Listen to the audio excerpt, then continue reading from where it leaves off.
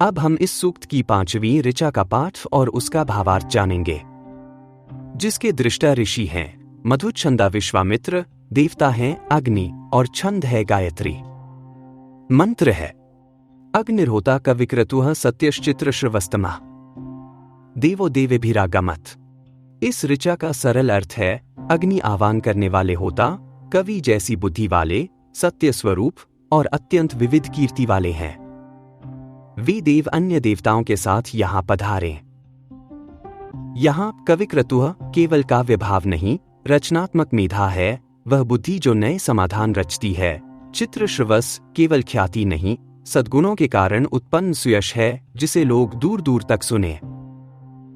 आध्यात्मिक अर्थ में अग्नि वह भीतरी शक्ति है जो हमारी आहुति, अहम भाव, जड़ता, भ्रम को परिवर्तन की अग्नि में रखकर रूपांतरित करती है।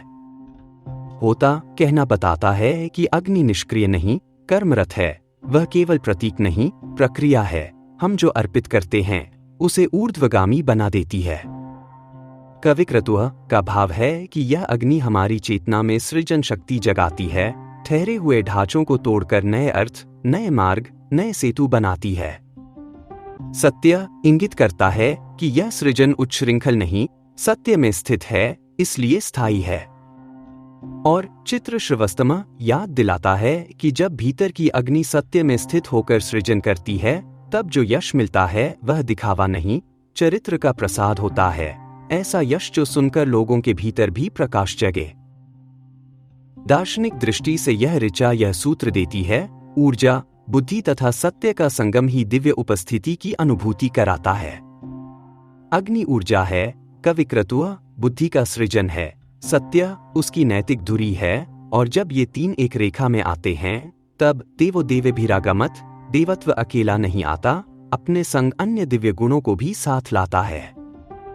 यह मनोवैज्ञानिक नियम भी है, जैसे ही किसी व्यक्ति में सृजनशीलता, सत्यनिष्ठा और कर्म ऊर्जा का संगम होता है, वैसे ही साहस, करुणा, धैर्य और नेतृत्व जैसे गुण स्वाभाविक रूप से प्रकट होने लगते हैं। व्यावहारिक जीवन में यह शिक्षा अत्यंत सुग्राह्य है। अपने भीतर के होता को जगाने के लिए हर सुबह एक छोटा सा वादा खुद से करें, जैसे आज गुस्सा नहीं करूंगा या एक पेज किताब पढ़ूंगा। जब दिन में कोई चुनौती आए तो अपने कविक्रतुः यानी अपनी रचनात्मक सोच का इस्तेमाल करें, समस्या को सुलझाने के लिए नए नए तरीके खोजें। अपने सत्य को मजबूत करने के लिए हर शाम खुद से पूछें कि आज मैं अपने सिद्धांतों पर कितना खरा उतरा। और जब आपको सफलता मिले तो चित्र श्रवस्तमा के भाव से उसका श्रेय उन सब में बांटें जिन्होंने आपका साथ दिया। यह नम्रता आपको और बड़ा बनाती है।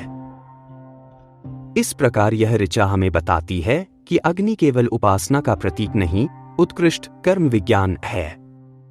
जब कर्म की वेदी पर सृजनशील मेधा, सत्य की धुरी और आहुति का अनुशासन साथ आ जाते हैं, तो जीवन में वह दिव्य वातावरण बनता है जहां केवल लक्ष्यों की पूर्ति नहीं, बल्कि चरित्र का उजाला भी फैलता है।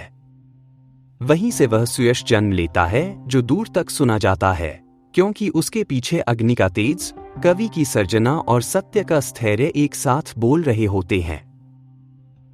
आइए इस आध्यात्मिक यात्रा में एक और कदम आगे बढ़ाएं और अगली ऋचा का भावार्थ जानें।